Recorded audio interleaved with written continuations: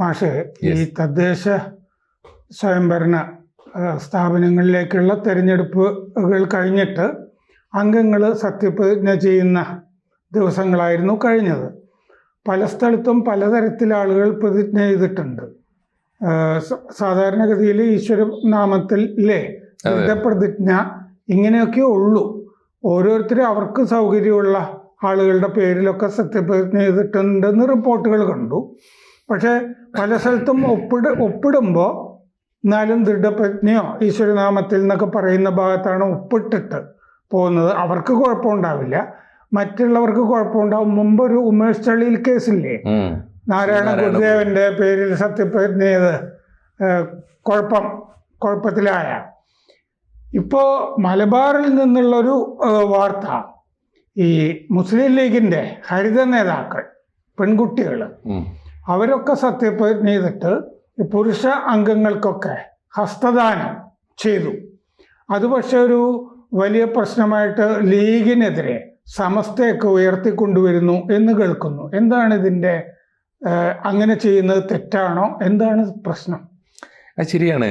ജനാധിപത്യം മുന്നോട്ട് പോകും തോറും, ജനാധിപത്യം കുറെ കൂടി ലിംഗനീതിയിലേക്ക് വളരും തോറും മുസ്ലിം ലീഗ് വലിയ പ്രതിസന്ധിയിലാകും. കാരണം മുസ്ലിം ലീഗ് അല്ലെങ്കിൽ വളരെ കൃത്യമായ സ്റ്റാൻഡ് നേരത്തെ എടുക്കാൻ പറ്റണം. ഇപ്പോൾ ഉദാഹരണത്തിന് വനിതകൾ നമ്മുടെ ജനപ്രതിനിധി സഭകളിൽ വേണം എന്നൊരു നിലപാട് പഞ്ചായത്തി രാജ് നഗരപാലിക ബില്ല് വരുന്നത് വരെ എടുത്തിട്ടില്ലല്ലോ. കാരണം അത് ആവശ്യമുള്ളത് കൊണ്ട് മാത്രമാണ്. ഇപ്പോൾ പട്ടികജാതി സംവരണത്തിൽ മത്സരിക്കാൻ ആൾ വേണം എന്നതുകൊണ്ടാണ് ദളിത് ലീഗ് ഉണ്ടാകുന്നത്. അതുപോലെയാണ് ഇപ്പോൾ സ്ത്രീകളെ ആവശ്യമുണ്ട്. എപ്പോൾ പഞ്ചായത്തുകളിൽ സ്ത്രീകൾ വേണം. ഇനി അതിനേക്കാളും വലിയ പ്രതിസന്ധിയാണ്. പഞ്ചായത്തുകളിൽ ആദ്യം 1/3 മതിയായിരുന്നു, ഇപ്പോൾ 50% വേണം.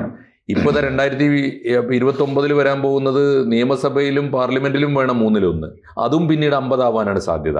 അപ്പോൾ അങ്ങനെ വരുമ്പോൾ ഇത് വലിയ പ്രതിസന്ധിയാണ്. ലീഗ് നേരിടുന്ന പ്രതിസന്ധി എന്താണെന്ന് വെച്ചാൽ, ഈ വനിതകളോട് ലിംഗനീതിയോടൊക്കെ ലീഗിന് ഒരു നിലപാട്, പക്ഷെ മുസ്ലിം ലീഗിന് വേണമെങ്കിൽ അങ്ങനെ നിലപാട് എടുക്കാവുന്നതാണ്. കാരണം ലീഗ് കോൺസ്റ്റിറ്റ്യൂഷനിലാണ്, അവർ തന്നെ പറയുന്ന അനുസരിച്ച് അവരുടെ രീതിയും പ്രഖ്യാപനവും ഒക്കെ അങ്ങനെയാണല്ലോ.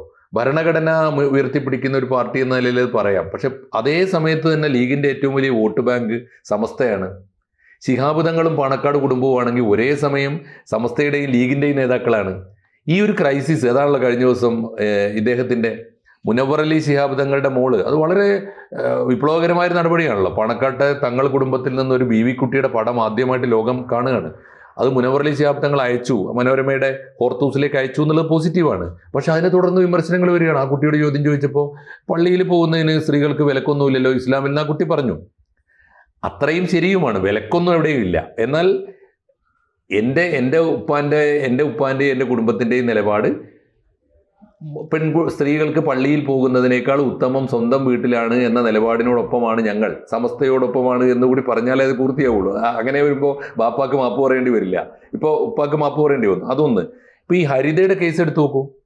ഹരിത സത്യത്തിൽ ഇല്ലാതായൊരു സംഘടനയാണല്ലോ. ഹരിത ഇപ്പോൾ ഇല്ലല്ലോ. നമ്മൾ ആ കുട്ടികളെ ഇപ്പോഴും ഹരിത നേതാക്കളെന്ന് വിളിക്കുന്നുണ്ട്, ഹരിതക്കാരെന്ന് വിളിക്കുന്നുണ്ട്. ഹരിതയുടെ പേര് അവരെന്തായിരുന്നു കലാപം? MSFനകത്ത് എന്തിനാണ് എനിക്ക് അറിഞ്ഞുകൂടാ. MSFനകത്ത് മറ്റെല്ലാ സംഘടനകളിലെയും ലീഗിന്റെ സംഘടനകളിലൊക്കെ വനിതാ വിങ് ഉള്ളതുപോലെ MSFനകത്ത് ഒരു വനിതാ വിങ് എന്നാണ് പരമ്പരാഗതമായി പറഞ്ഞു വന്നത്. ഇവരൊരു പരിഷ്കാരത്തിന് വേണ്ടി ആ വനിതാ വിങ്ങിനെ മാത്രം ഹരിത എന്ന് പേരിട്ട് വിളിച്ചു. അതിനുശേഷമാണ് ഈ കലാപം ഉണ്ടാകുന്നത്. എന്താണ്? MSFലെ ഈ പെൺകുട്ടികളോട് അവിടുത്തെ പുരുഷ നേതാക്കന്മാർ മോശമായി പെരുമാറി. ഈ പെൺകുട്ടികൾ അപമാനം സഹിക്കാൻ വയ്യാതെ പോയി കേസ് കൊടുത്തു. പിന്നെ കേസ് കൊടുത്ത ഹരിതക്കെതിരായി നടപടി വന്നത്. ഹരിത പിരിച്ചുവിട്ടു പാണക്കാട് തങ്ങൾ. ഹരിത പിരിച്ചുവിട്ടു, നിങ്ങളെ മേലാൽ ഈ ഭാഗത്ത് കണ്ടുപോകരുത് എന്ന് പറഞ്ഞ് തള്ളിക്കളഞ്ഞു.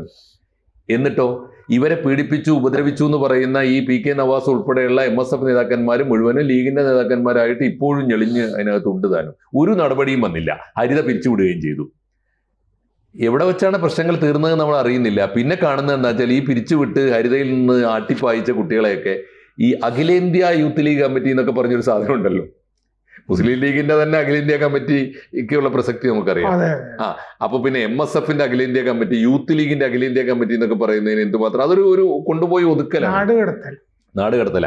ഈ കുട്ടികളെ അങ്ങനെ MSFന്റെ യൂത്ത് ലീഗിന്റെ ഒക്കെ അഖിലേന്ത്യാ കമ്മിറ്റിയിൽ കൊണ്ടുപോയി ഒതുക്കി. ഫാത്തിമ തെഹ്ലിയ, നജ്മ തബ്ഷീറ എന്നൊക്കെ പറഞ്ഞ കുട്ടികൾ അങ്ങനെ. പിന്നെ കാണുന്നത് എന്താണെന്ന് വെച്ചാൽ പിന്നെ എന്തായാലും ഹരിത ഇഷ്യൂ അവസാനിച്ചു, ഒരു പരിഹാരവും ഇല്ലാതെ. ലിങ്കൻ ആർക്കെതിരായിട്ടാണോ ശബ്ദിച്ചത് അതിന് പരിഹാരം ഉണ്ടായില്ല. ആരാണോ ശബ്ദം ഉയർത്തിയത് അവരെ സംഘടന തന്നെ പിരിച്ചുവിടുകയും ചെയ്തു. അതാണ് ലീഗിന്റെ ഒരു ലിംഗനീതിയുടെ ഒന്നാമത്തെ ഭാഗം. രണ്ടാമത്തെ ഭാഗം ഇപ്പോൾ എന്താ, ആ കുട്ടികളെ പഞ്ചായത്തുകളിലൊക്കെ സീറ്റ് കൊടുത്തു. അത് കണ്ടോ എന്തോ ലീഗിന്റെ എന്തോ വിപ്ലവകരമായ അംശമുള്ളത്.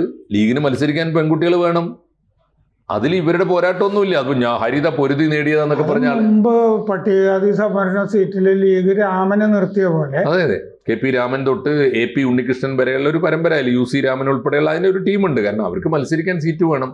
ഇവർക്കാണെങ്കിൽ നല്ലൊരു അക്കോമഡേഷൻ കിട്ടുകയും ചെയ്യും. ലീഗിന്റെ കോട്ടയിൽ നിന്ന് കഴിഞ്ഞാൽ അവർ ജയിപ്പിച്ചോളൂ. അങ്ങനെയുള്ള ഒരു ധാരണയിൽ പോകുന്നതാണത്. ഇതിപ്പോ വനിതാ സ്ഥാനാർത്ഥികൾ വേണം. അപ്പൊ അങ്ങനെ കുറച്ച് പെൺകുട്ടികൾ, ഇപ്പൊ ഹരിതയിൽ പണ്ടുണ്ടായിരുന്ന ഈ കുട്ടികളെയൊക്കെ പഞ്ചായത്തുകളിൽ കോർപ്പറേഷനിലൊക്കെ നിർത്തി. ഫാത്തിമ തെഹ്ലിയെ കോഴിക്കോട് കോർപ്പറേഷനിൽ നിർത്തി. കോർപ്പറേഷൻ എന്നിട്ട് അന്നത്തെ വാഗ്ദാനം എന്തായിരുന്നു, കോർപ്പറേഷൻ UDFന് കിട്ടിയാൽ വൈസ് ചെയർമാൻ വരെ ആകുന്നതാണ്. കഷ്ടകാലത്തിന് ആ കോർപ്പറേഷൻ മാത്രമായിട്ട് കിട്ടിയതുമില്ല, അത് ഇടതുപക്ഷത്തിന് കിട്ടി. ഇതിലൊരു പോംവഴി ഉണ്ട് മാഷെ. അതായത് മാഷ് ഈ സംസാരിച്ചു വന്നപ്പോൾ മുഴുവൻ ഈ മുസ്ലിം സ്ത്രീകൾ, മുസ്ലിം പെൺകുട്ടികൾ അവരെ നിർത്തുമ്പോഴുള്ള സമസ്തയുടെ രോഷം പ്രശ്നങ്ങളൊക്കെയാണല്ലോ ഈ ഹസ്തദാനമൊക്കെ വരുന്നത്. കുറെ ഹിന്ദുക്കളെ ക്രിസ്ത്യാനികളൊക്കെ ആയ സ്ത്രീകളെ ഒക്കെ ഈ വനിതാ സ്ഥാനാർത്ഥികളായിട്ട് മുസ്ലിം ലീഗ് ആലോചിച്ചാൽ പോരെ? അതെ, അതായിരിക്കും ഇതിനേക്കാൾ നല്ല പരിഹാരം. ഇത് പ്രശ്നം എന്താണ് സാർ, ആലോചിച്ച് നോക്കൂ. കേരള നിയമസഭയിലേക്ക് 1957 നിയമസഭ തൊട്ട്, ഒന്നാം നിയമസഭ തൊട്ട് മുസ്ലിം ലീഗ് ഉണ്ടല്ലോ. 57 8 സീറ്റും അല്ലേ ലീഗിനുണ്ട്. അന്ന് തൊട്ട് ഇന്ന് വരെ ഒരിക്കൽ മാത്രമാണ്, 2 തവണയാണ് മുസ്ലിം ലീഗ് വനിതാ സ്ഥാനാർത്ഥികളെ നിർത്തിയത്. അത് സംവരണം ഇല്ലാത്തതുകൊണ്ടാണ്. ഇനി നിർബന്ധമായി നിർത്തേണ്ടി വരുന്ന കാലത്ത് നിർത്തും. അതേസമയത്ത് ഒരിക്കൽ ഖമറുന്നീസ അൻവറിനെ നിർത്തി, ദയനീയമായി തോറ്റുപോയി. ആണെന്ന് എന്താ സംശയമുള്ളത്? രണ്ടാമത് നൂർബിന റഷീദിനെ കോഴിക്കോട്ട് നിർത്തി. മുസ്ലിം ലീഗിന്റെ തന്നെ നേതാക്കന്മാർ എതിർ സ്ഥാനാർത്ഥിക്ക് കൊണ്ടുപോയി പണം ഒഴുക്കിയിട്ടാണ് സമസ്തയ്ക്ക് വേണ്ടിയാണ് അത് ചെയ്തതെന്ന് പറയുന്നത്. വെച്ചാൽ വനിതകളെ പൊതുവേദിയിൽ കൊണ്ടുവരുന്നതിന് ഇവരെതിരാണ്. ഇപ്പൊ പക്ഷെ നിവൃത്തിയില്ല. ഇപ്പൊ വനിതകളെ കൊണ്ടുവന്നേ തീരൂ എന്ന അവസ്ഥയിൽ ഇവർക്ക് സീറ്റ് കൊടുത്തു. അല്ലാതെ ഹരിതയ്ക്ക് പ്രത്യേകിച്ച് ഒന്നും ചെയ്യാനില്ല. ഇവർ തന്നെ ആട്ടിപ്പായിച്ച കുട്ടികളെ വീണ്ടും കൊണ്ടുവന്നിട്ട്, ഒരാള് പെരിന്തൽമണ്ണ ബ്ലോക്ക് പഞ്ചായത്തിലേക്കാണ് മത്സരിച്ചത്. ഹസ്തദാനം എങ്ങനെയാണ് വിഷയമായത്? ഹസ്തദാനം എങ്ങനെയാണ് സാർ, ഞാൻ ആലോചിച്ചു. ഇവര് എവിടെയാണ്, മുസ്ലിം ലീഗ് മാത്രമല്ല സമസ്തയായാലും മുസ്ലിം സംഘടനകളൊക്കെ തന്നെ അക്കാര്യത്തിൽ ഒരു ജനാധിപത്യ സമൂഹത്തിൽ, പ്രത്യേകിച്ച് നമ്മുടെ കുട്ടികൾ ധാരാളം ദാനം മഹാദാനം എന്നല്ലേ മുദ്രാവാക്യം വേണ്ടത്? അങ്ങനെയാണ് മുദ്രാവാക്യം മുഴക്കേണ്ടത്.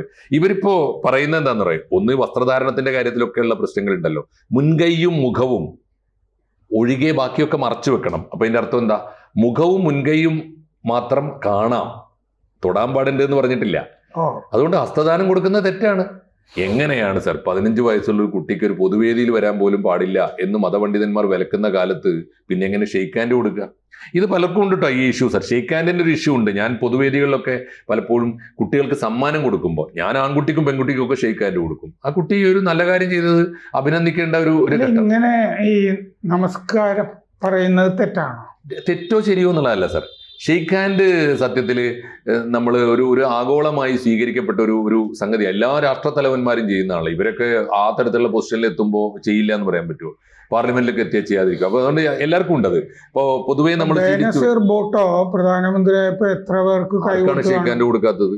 ഇപ്പോ ഇന്ത്യൻ പ്രധാനമന്ത്രി നരേന്ദ്രമോദി പോയ ഏത് മുസ്ലിം രാഷ്ട്രങ്ങളിലാണ് ഈ രാഷ്ട്രത്തലവന്മാരും രാഷ്ട്രത്തലൈവികളും വരുമ്പോൾ രണ്ടു കൂട്ടർക്കും ഒരുപോലെ ഷെയ്ക്ക് ഹാൻഡ് കൊടുക്കുന്നുണ്ടല്ലോ. മാത്രമല്ല ഇതിലിപ്പോ പലപ്പോഴും ഹിന്ദു പെൺകുട്ടികളോടും പലപ്പോഴും പല പ്രമുഖ നേതാക്കളും കാണിക്കുന്ന ഒരു പണി അതാണ്. ആൺകുട്ടി ഒരേ പരീക്ഷയിൽ ഒരേ ഗ്രേഡിൽപ്പെട്ട ഒരേ പ്രായത്തിൽപ്പെട്ട ആൺകുട്ടി വരുമ്പോൾ ഷെയ്ക്ക് ഹാൻഡ് കൊടുക്കും. പെൺകുട്ടി വരുമ്പോൾ അതങ്ങനെ എന്തിനാ ഒരു കൂപ്പ് കൈയാക്കുന്നത്? എന്താണ് ആ കുട്ടിക്കും നമ്മുടെ കുട്ടിയായി കണ്ടുകൊണ്ട് ഒരു ഷെയ്ക്ക് ഹാൻഡ് കൊടുത്താൽ എന്താ ബുദ്ധിമുട്ട്? അങ്ങനെ ഒരു ഇക്വാലിറ്റി ഒക്കെ വേണ്ടതുണ്ട്. ഇത് മുസ്ലിങ്ങളുടെ കാര്യത്തിൽ അത് കുറെ കൂടി ഗുരുതരമാണെന്നാണ് ഞാൻ പറയുന്നത്. നജ്മ തബ്ഷീറ ഇപ്പോൾ വീഡിയോ വലിയ തോതിൽ വൈറലായിട്ടുണ്ട്. നജ്മ തബ്ഷീറ നടന്ന് അങ്ങനെ ഉണ്ടല്ലോ, ഒരു ചടങ്ങുണ്ടല്ലോ. ഇപ്പോൾ വേദിയിൽ കയറുന്നതിന് മുമ്പ് അവരോടൊപ്പം സത്യപ്രതിജ്ഞാ ചടങ്ങിൽ പങ്കെടുക്കാൻ വന്ന അവരുടെ നേതാക്കന്മാരായിരിക്കാം, കൂട്ടുകാരായിരിക്കാം, ബന്ധുക്കളായിരിക്കാം, രക്ഷിതാക്കളായിരിക്കാം, അങ്ങനെ എല്ലാവർക്കും അവിടെ ഉള്ള പാർട്ടി നേതാക്കന്മാരായിരിക്കാം, അവർക്കൊക്കെ ഷെയ്ക്ക് ഹാൻഡ് കൊടുത്തു. അത് പുരുഷന്മാർക്കാണ് ഭൂരിപക്ഷവും കൊടുത്തത്. അങ്ങനെ കൊടുത്തു കയറിയത് ചർച്ചാ വിഷയമായി. ഈ മുനവറലി തങ്ങളുടെ മോള് പൊതുവേദിയിൽ പോയത് ചർച്ചയായതിനെ പോലെ തന്നെ ചർച്ചയായി. വേറൊരു പോംവഴിയുണ്ട് ഇതിന്. അതായത് ഈ ജയിച്ച ഈ വനിതാ സ്ഥാനാർത്ഥികൾക്ക് മുസ്ലിം ലീഗ് ഈ ഒരു ചെറിയ കൈ, കൃത്രിമ കൈ പ്ലാസ്റ്റിക്കിന്റെ കൊടുക്കുക, ഇത് നിങ്ങൾ മറ്റേ ഹസ്തദാനത്തിന് ഉപയോഗിച്ചോളൂ എന്ന് പറഞ്ഞിട്ട് കളിപ്പാട്ടമൊക്കെ ആയിട്ട് കിട്ടില്ലേ. അങ്ങനെ എന്തെങ്കിലുമൊക്കെ പ്രതിവിധി വേണ്ടി വരും. അങ്ങനെ ഇരുട്ടുകൊണ്ട് ഓട്ടയടക്കാനൊന്നും പറ്റില്ല സാർ. ഇത് എന്താന്ന് വെച്ചാൽ ഇവരുടെ ഈ പരമ്പരാഗതമായ യാഥാസ്ഥികമായ തിട്ടൂരങ്ങളെയൊക്കെ മറികടന്നുകൊണ്ടാണ് മുന്നോട്ട് പോകുന്നത്. സാർ ഒരു കാര്യം ശ്രദ്ധിച്ചോ, ഞങ്ങളെ കമ്മ്യൂണിറ്റിക്ക് ഇപ്പോഴും കുറ്റബോധമില്ലാതെ സിനിമ കാണാൻ അനുവാദമില്ല. തിയേറ്ററിൽ പോയോ വീട്ടിലിരുന്നോ സിനിമ കാണുന്നത് ശരിയാണെന്നോ ഒരു നല്ല കാര്യമാണെന്നോ ഇപ്പോഴും മുസ്ലിം കമ്മ്യൂണിറ്റിയിലെ പണ്ഡിതന്മാരോ പുരോഹിതന്മാരോ കാളിമാരോ നിർദ്ദേശിക്കുന്നില്ല. അതുകൊണ്ട് സിനിമ ഒരു ജനങ്ങളെ ഏറ്റവും കൂടുതൽ സ്വാധീനിക്കുന്ന ഒരു മേഖലയാണ്.